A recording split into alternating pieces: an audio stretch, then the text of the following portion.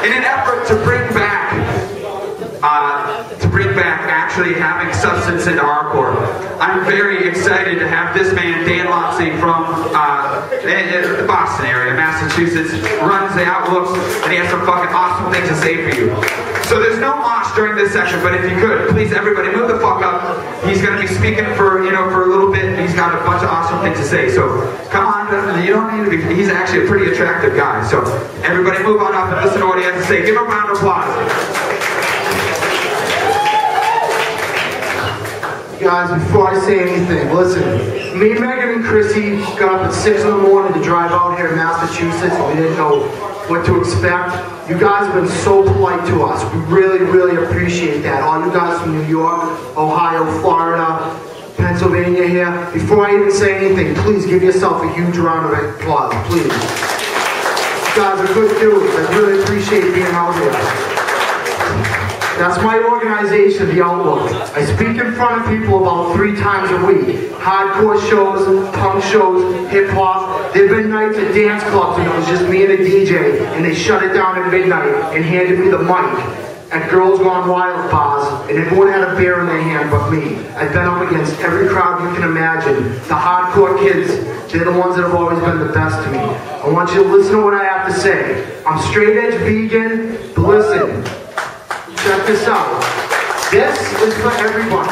If you're not straight edge, you're not vegan, I still consider you a friend. Do not be afraid to come over there and talk to me, please. This is for everybody. My pamphlets are free. I'm going to explain some of the stuff that's over there. If you've never heard me talk before, I know some of you said you tried checking it out on the internet. I've been mostly around Massachusetts, Connecticut, Rhode Island. Derek got me out here tonight. I'm going to be doing some more traveling. I'll explain more of that later too. But listen, what I'm going to tell you is very, very hard to hear. It's very hard what you're going to listen to. But these issues affect everybody. This is going to be brutal, and it's going to require open-mindedness. And you're not going to like some of what I say. But please listen, because this affects everybody. Check this out. A few years back, there was a football player on the Carolina Panthers. He had a guy shoot and kill his pregnant wife. She didn't die right away. There was a couple days where they didn't know what was going to happen. And as you know, if someone gets attacked and they survive or they die, there's a difference between whether you're getting charged with murder or not. One day I was hanging out at work, and the young lady, they found out she passed away and it was on the news. And I'm hanging out by the water cooler with a bunch of guys in the warehouse that I've worked in since I was in high school. And one of the guys said, "Hey guys, did you hear? The bitch died."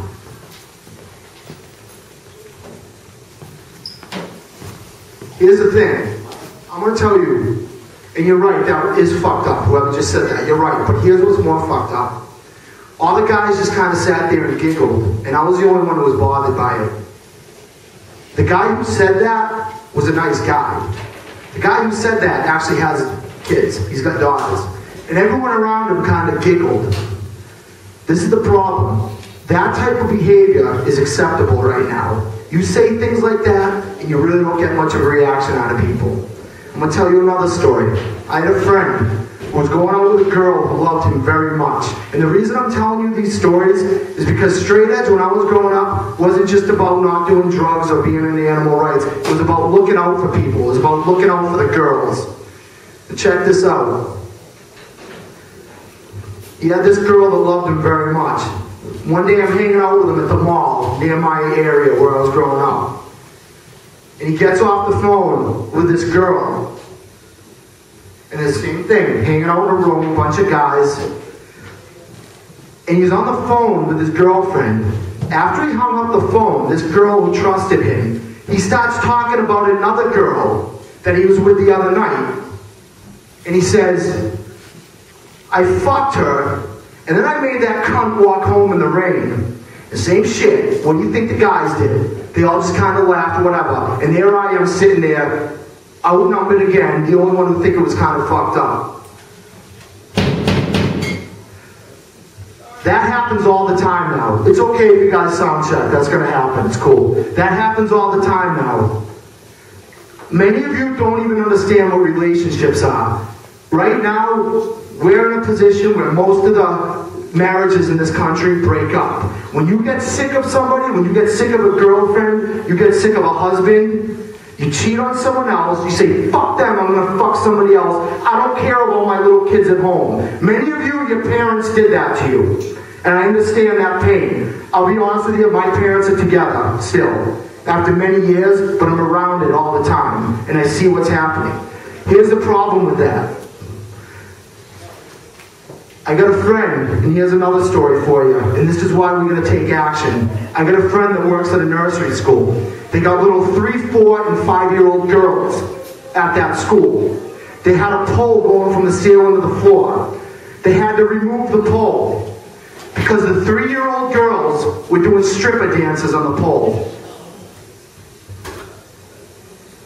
When you behave that way, when you do shit like that and call a girl a cunt, you might have a little kid watching you that is copying everything you're doing. Excuse me, they didn't remove the pole. They weren't allowed to play on the pole anymore. I don't read off a piece of paper and make this up off the top of my head. My stories are true, but I just say what I'm feeling. So if I mess some things up or I stutter, that's why. Please excuse me. You gotta think about the example you set. You gotta think about this shit. Spike TV has a website. Spike TV, one of the biggest stations amongst men in this country. They got a section that says girls. You click on it, it's girls dancing around in lingerie. That's what you support when you support Spike TV and everything it stands for. And this is the worst part. The girls, a lot of times I see the girls giggling and twirling their hair when this shit happens. You girls gotta take action. You girls are the first line of defense, whether you like it or not. Thank you. Here's problem number 2. People right now in this country are becoming disposable. On a weekly basis, and if I am wrong, feel free to yell out. I won't be offended. On a weekly basis, you pick up the paper, babies are getting thrown out the window, people are shooting their little kids, killing their girlfriends, going in the malls with guns, blowing the place up. We don't even think about it anymore. It is normal. It is normal for that to happen right now. It's normal. When I was growing up, I didn't get along with a lot of people. I listened to a lot of death metal, to be honest with you. In Massachusetts, we're blessed. The death metal kids, the hardcore kids, everybody. We've had shows of hip-hop and hardcore and metal. If you ever go to Connecticut, every time I speak in Connecticut, it's like hip-hop and hardcore and metal all on the same show. It's beautiful. And they'll have a DJ spinning friggin' techno or whatever. It's great. We can all learn something from that state. They're good guys there. Here's the thing. When I was growing up, I was taught to focus my anger. I was taught that when you're pissed, you gotta turn it into something. That table, that organization is the result of that. People don't understand that anymore. If you're angry, if you're pissed, if you get made fun of at school, you gotta realize something. Everyone who did something with their lives, when they went through that, that's your weapon. If you get made fun of and you look weird and you look different, that's your greatest weapon. It was my greatest weapon. Because everyone's doing the same thing. If I look weird, I'm already winning half the battle.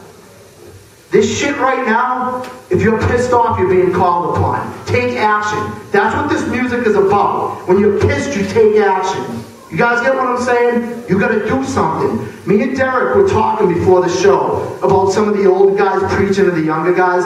I'm not like that. I don't want to come off that way. I hate when older people like, you fucking kids don't get it. Back when we were young, the scene, blah, blah, blah, blah, blah. I don't fucking give a fuck, dude. I've been in this scene for so many fucking years. Like, I told Derek, when do I get to say my piece? Let me know. You know what I'm saying? I don't like being preachy. Thank you.